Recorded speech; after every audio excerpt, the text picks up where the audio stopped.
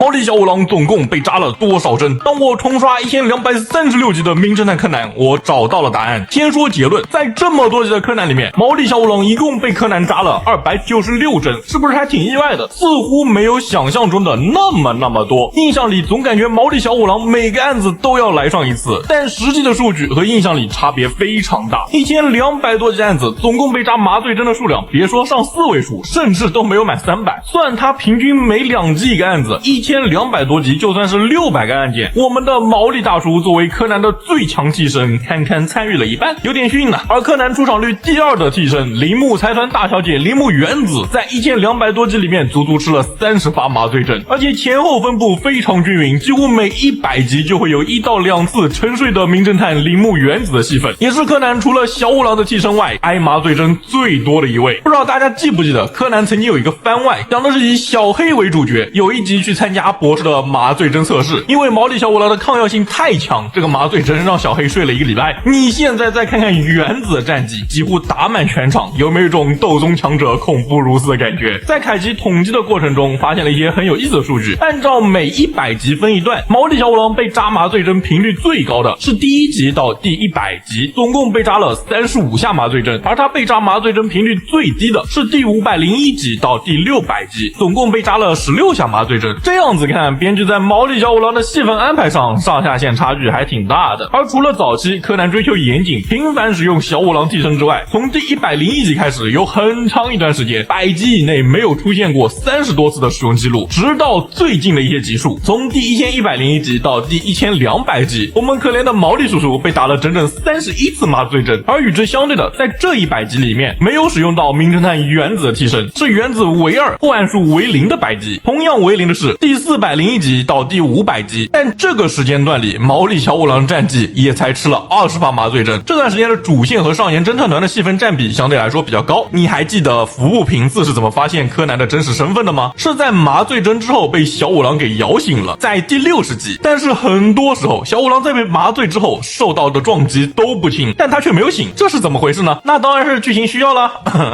听我给你编啊。首先是第3集，一个烟灰缸砸晕了小五郎，第54集自己滑倒撞晕了过去，然后是第56集小兰一脚给小五郎踢晕了，第98集撑在桌子上手滑了一下把自己撞晕了。所以由此可知啊，小五郎受到撞击之后应该是睡得更沉了，直接断绝了醒过来的可能。你是不是以为这种降智晕倒是在早期的时候才有的？ No，1000 集前后好像是制作组在搞什么文艺复兴，又给这种情节安排上了。第969集被柯南的足球砸晕，能在柯南的后期接下柯南的一发足球，好硬的脑袋啊。第1036集被凶手拿匕首唬住了，大叔你是忘了你的出身了是吗？被吓得连连后退，撞在树上晕了过去，以一种极其诡异的姿势靠在树上站着，只能说不愧是柯南那些神人脚本家。而除了一些吃麻醉针专业户，还有一些路人角色也吃过麻醉针。第69集第一次出现路人角色吃麻醉针，盐田平八郎是毛利小五郎的师傅。第94集犯罪团伙的一员吃了一发，这个时候开始麻醉针列入了进攻手段。第1092集凶手吃了一发。好了，本期视频就到这里了，手动统计可能有疏漏，欢迎捉虫，我是凯基，我想和你聊聊动画。